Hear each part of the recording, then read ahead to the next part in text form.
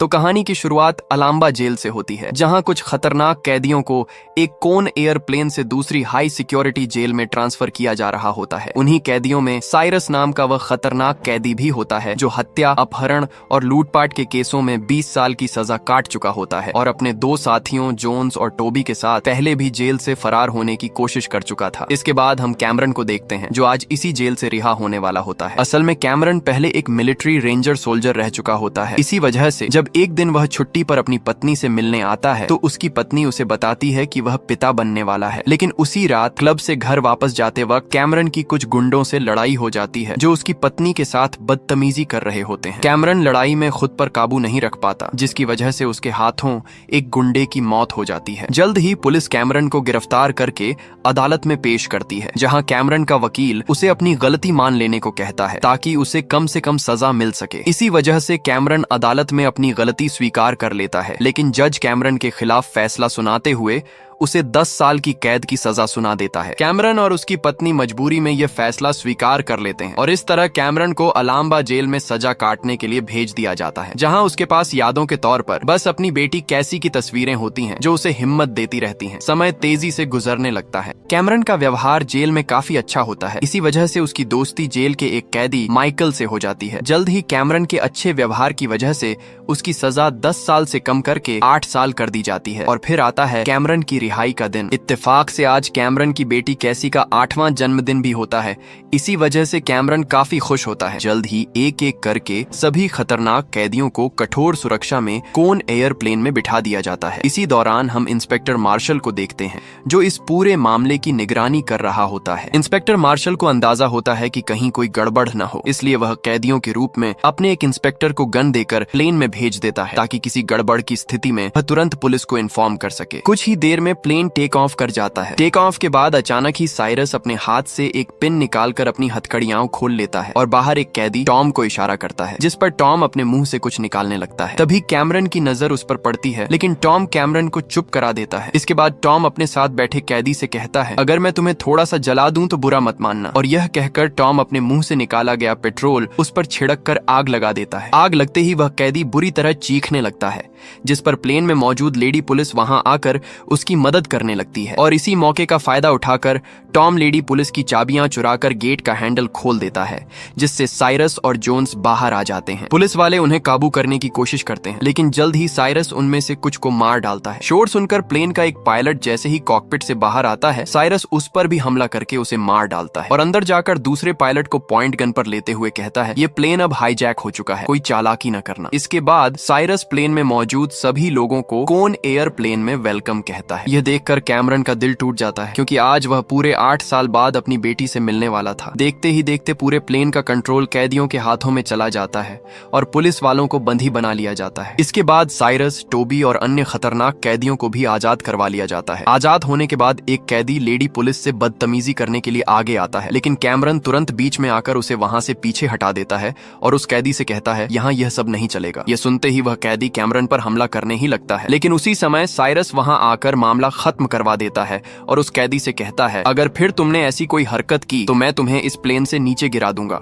तुम्हारी जरा सी गड़बड़ से हमारा सारा प्लान बर्बाद हो सकता है। और यह कहकर वह लेडी पुलिस को आजाद कर देता है। इसी समय एक पुलिस वाला साइरस को बताता है कि यह विमान अब कार्सन सिटी में उतरेगा, जहां से कुछ कैदियों को इस प्लेन से दूसरे प्लेन में ट्रांसफर किया जाएगा। ये जानने के बाद साइरस का साथी जोन्स उससे कहता है कि हमें इन सभी पुलिस वालों की वर्दी पहनकर कार्सन सिटी में उतर जाना चाहिए। ये सुनते ही प्लेन में मौजूद पुलिस का जासूस कुछ सोचने लगता है और जैसे ही टॉम उसके करीब उसकी तलाशी लेने आता है, वह अपनी गन निकालकर टॉम को बंधी बना लेता है। कैमरन उसे इशारे से ऐसा करने से रोकता है, लेकिन वह उसकी एक नहीं सुनता। इसी समय साइरस इस बात का फायदा उठाते हुए लेडी पुलिस को अपनी ढाल बनाते हुए जासूस इंस्पेक्टर को शूट कर मार देता है। ये देखकर कैमरन काफी दुखी होता है। इसके बाद साइरस कैमरन से कहता है, तुमने गद्दारी का अंजाम देख ही लिया है तो कोई गड़बड़ मत करना। इसके बाद साइरस कैदियों को 2 ग्रुप में बांट देता है और टॉम से कहता है कि जो कैदी इनमें से किसी काम के नहीं है उन्हें अलग करो। हम उन्हें कार्सन सिटी में एक्सचेंज के दौरान इस्तेमाल करेंगे और अपने साथी रिहा करवा लेंगे। जिस पर पर टोबी साइरस से कहता है, तुम्हें यकीन है कि हम उसे छुड़वा लेंगे? तभी कैमरन का साथी माइकल साइरस से कहता है, मैं भी यहाँ से जाना चाहता हूँ। लेकिन साइरस ऐसा करने से इनकार कर देता है और कहता है, तुम और तुम्हारा यह साथी तब तक हमारी कैद में रहोगे जब तक हमारा काम पूरा नहीं हो जाता। यह सुनकर माइकल को गुस्सा आता है, लेकिन कैमरन उसे समझाकर चुप करवा देता है। इसके बाद साइरस पायलट को कार्सन सिटी उतरने का कहता है। उतरने से पहले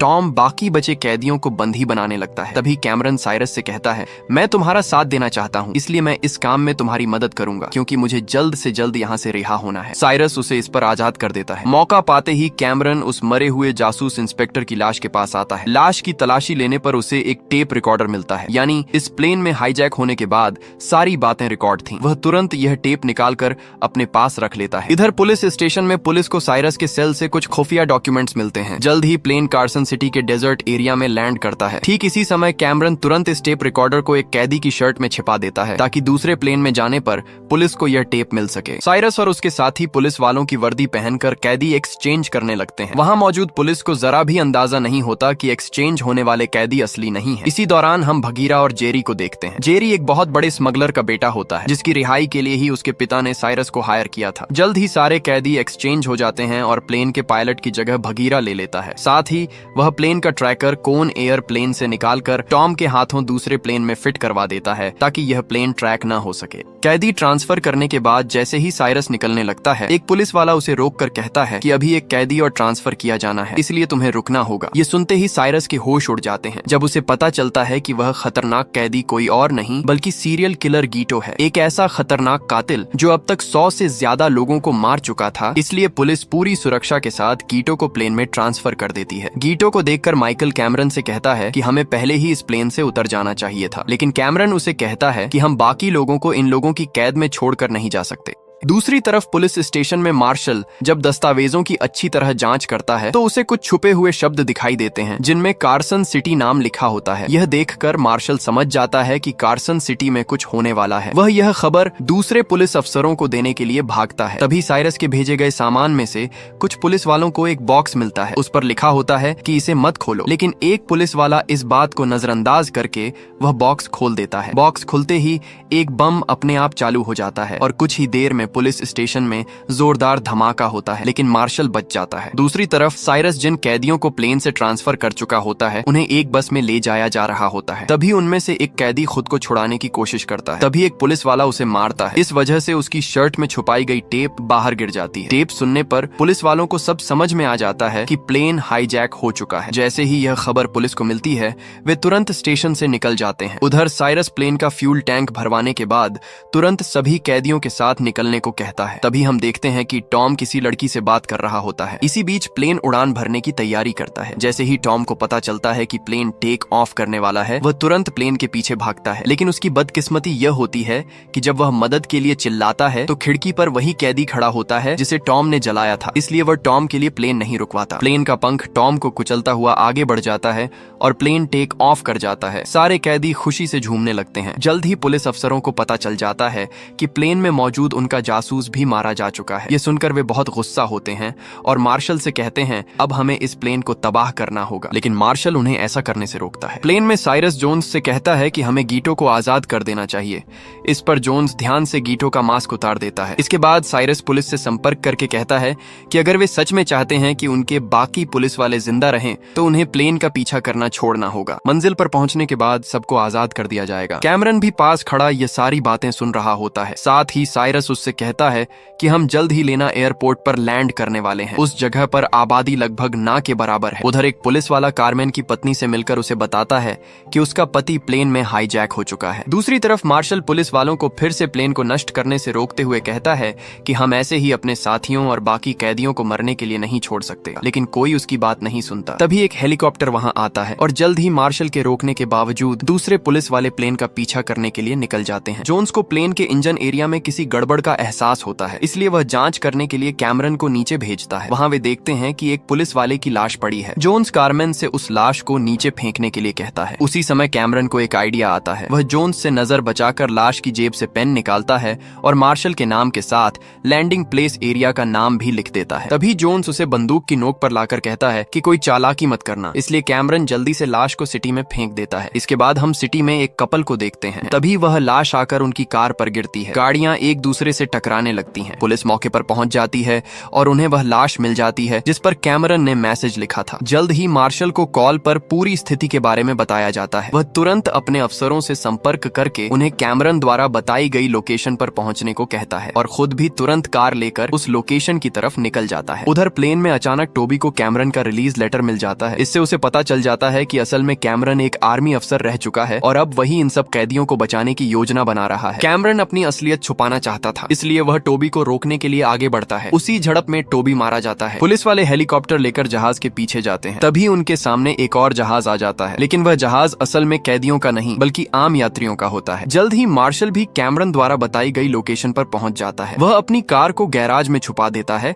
और सावधानी से आगे बढ़ते हुए प्लेन लोकेटर ऑफिस में जाता है, लेकिन वहां उसे बहुत से लोगों की लाशें मिलती हैं। इससे पहले कि मार्शल कुछ समझ पाता, अचानक पीछे से एक जहाज तेजी से उसकी तरफ आता है। साथ ही एक दूसरा जहाज भी टेक ऑफ के लिए तैयार होता है। इतने में दोनों जहाज एक दूसरे के सामने आ जाते हैं। क्रैश से बचने के लिए भगीरा तुरंत जहाज को लैंड करवा देता है। जहाज जोरदार धमाके के साथ जमीन से टकराता है, लेकिन कोई जान का नुकसान नहीं होता। जल्द ही साइरस अपने साथियों के साथ जहाज से बाहर आता है। बाहर आकर उसे पता चलता है कि टोबी उनके साथ नहीं है। इस पर जोन्स कहता है कि शायद इन्हीं कैदियों में से किसी ने उसे मार दिया है, इसलिए हमें इन सबको खत्म कर देना चाहिए। ये सुनकर जहाज के पीछे छुपा कैमरन तुरंत सामने आता है और साइरस से कहता है कि हमें इन कैदियों को अभी नहीं मारना चाहिए, क्योंकि इन्हीं की वजह से हम अब तक पुलिस से बचे हुए हैं। साइरस कैमरन की यह बात मान लेता है। उसी समय गीटो जहाज से दूर एक जगह जाता है, जहाँ उसे एक घर में एक छोटी बच्ची दिखाई देती है। दूसरी तरफ जेरी अब जहाज में भागने की योजना बनाता है। तभी साइरस के एक साथी को दूर से पुलिस आती दिखाई देती है। ये देखकर साइरस समझ जाता है कि हम में से किसी ने गद्दारी की है। दूसरी तरफ कुछ लोग कैमरन पर हमला करके उसे घेर लेते हैं। पूछने पर वे बताते हैं कि वे जेरी के आदमी हैं, जेरी को लेकर जाने वाले हैं। कैमरन उनसे कहता है कि वह ऐसा नहीं होने देगा। यह सुनकर उनमें से एक गुंडा बहुत गुस्से में आ जाता है। कैमरन पर गोली चलाने ही वाला होता है कि अचानक पीछे छुपा मार्शल सामने आ जाता है और उन्हें गन पॉइंट पर ले लेता है। इसी मौके का फायदा उठाते हुए कैमरन उस गुंडे पर हमला करता है, उसकी बंदूक छीन लेता है और एक एक करके वहां खड़े सभी गुंडों को अपनी किक से गिरा देता है। फिर वह तुरंत बंदूक लेकर मार्शल के सामने आता है। मार्शल कैमरन से कहता है कि मैं यहाँ तुम्हारी और बाकी कैदियों की मदद के लिए आया हूँ, लेकिन कैमरन कहता है कि तुम अकेले उनका सामना नहीं कर पाओगे, इसलिए बेहतर है कि यहाँ से चले जाओ। यह कहकर कैमरन वहाँ से चला जाता है। उसी समय जेरी का एक साथी जो हवाई जहाज में छुपा होता है ये सब सुन लेता है। साइरस भी सभी कैदियों की मदद से प्लेन को फिर से टेक ऑफ के लिए तैयार कर रहा होता है, इससे पहले कि पुलिस वहां पहुंच जाए। इसके तुरंत बाद जेरी एक तरफ तेजी से भागने लगता है, क्योंकि गराज में छुपा उसका साथी छोटा हवाई प्लेन लेकर बाहर आ जाता है। इससे पहले कि छोटा हवाई प्लेन टेक ऑफ कर पाता, मार्शल उसे रोकने के लिए एक गार्डर आयरन उस पर गिरा देता है, जिससे हवाई प्लेन जमीन से टकराकर टूट जाता है। यह देखकर साइरस अपने साथियों के साथ वहां आता है और जेरी से कहता है कि तुम हम सबको यहाँ छोड़कर जाने वाले थे।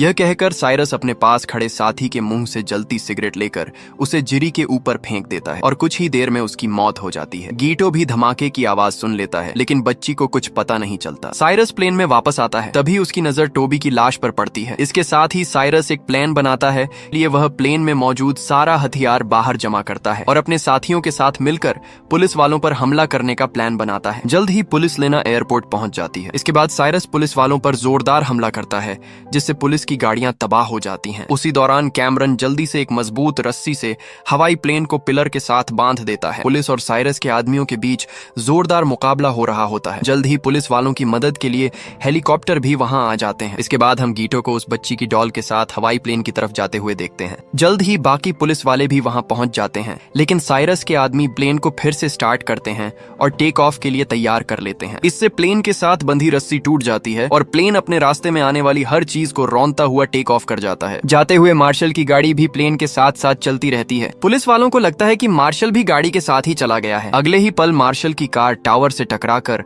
जमीन पर गिर जाती है। पुलिस वालों को पता चलता है कि मार्शल इस कार में नहीं बल्कि उनके पास खड़ा है। यह देखकर वे मार्शल पर काफी गुस्सा होते हैं कि उसे उस समय प्लेन में होना चाहिए था, न कि उनके साथ। इसके बाद हम उसी छोटी बच्ची को देखते हैं जो अपनी डॉल के साथ जाते हुए प्लेन को अलविदा कह रही थी। प्लेन के उड़ान भरने के बाद सभी क्रिमिनल्स खुशी से झूमने लगते हैं। तभी जोन्स के हाथ में कैमरन का वह रिलीज लेटर लग जाता है जिसके बारे में वह साइरस को बताता है। सच्चाई जानने के बाद साइरस लेडी पुलिस को शूट करने की धमकी देता है।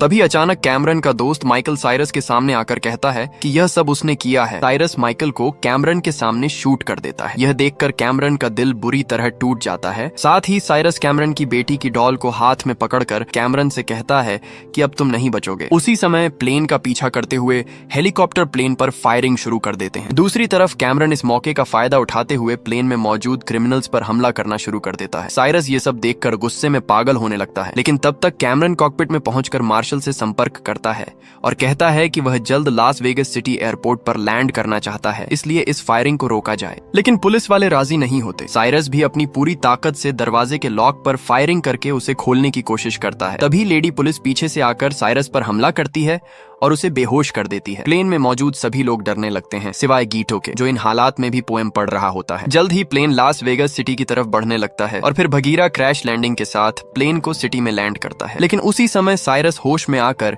कैमरन को गन पॉइंट पर ले आता है। तभी प्लेन का एक विंग तेज स्पीड से प्लेन को चीरता हुआ साइरस और कैमरन के बीच आ जाता है। सिटी में भगदड़ मच जाती है, लेकिन जल्द ही मार्शल और दूसरे पुलिस वाले भी वहां पहुंच जाते हैं और प्लेन में मौजूद कैदियों और क्रिमिनल्स को रेस्क्यू कर लिया जाता है। माइकल की जान भी बच जाती है। लेकिन इसी मौके का फायदा उठाकर साइरस और उसके दूसरे साथी प्लेन से फरार होने के लिए एक रेस्क्यू ट्रक पर सवार होकर निकल जाते हैं। कैमरन और मार्शल तेजी से हेवी बाइक्स पर उनका पीछा करते हैं। जल्द ही कैमरन ट्रक तक पहुंच जाता है, जबकि उसकी बाइक एक धमाके के साथ ट्रक से टकरा जाती है। मार्शल भी तुरंत ट्रक पर चढ़कर वाटर पाइप से क्रिमिनल को रोकने लगता है। इतने में साइरस का पैर किसी चीज में फंस जाता है। तभी रेस्क्यू ट्रक एक बिल्डिंग से टकरा जाता है, जिससे साइरस एक कंस्ट्रक्शन साइट पर जा गिरता है। उसी समय एक लिफ्ट उस पर आकर गिरती है और साइरस मारा जाता है। कैमरन को वह डॉल मिल जाती है जो वह अपनी बेटी को गिफ्ट देने वाला था। इसके बाद कैमरन मार्शल को धन्यवाद कहता है। पुलिस वालों को गीटो की चुराई हुई गुड़िया मिलती है, लेकिन गीटो गायब होता है। उसी समय कैमरन की पत्नी और बेटी भी वहां आ जाते हैं। उन्हें देखकर कैमरन बहुत इमोशनल हो जाता है। पहले तो कैमरन की बेटी उसे पहचानती नहीं है, लेकिन जैसे ही कैमरन उसे डॉल गिफ्ट करता है, वह दौड़कर कैमरन से लिपट जाती है। 8 साल बाद कैमरन की फैमिली फिर से कंप्लीट हो जाती है। इसके बाद हम एक क्लब देखते हैं जहां कुछ लोग गैम्बलिंग कर रहे होते हैं। उन्हीं लोगों में गीटो भी होता है, जो उस प्लेन से जिंदा बच निकला था और अब अपने अगले शिकार के लिए तैयार है। इसी के साथ इस फिल्म का एंड हो जाता है।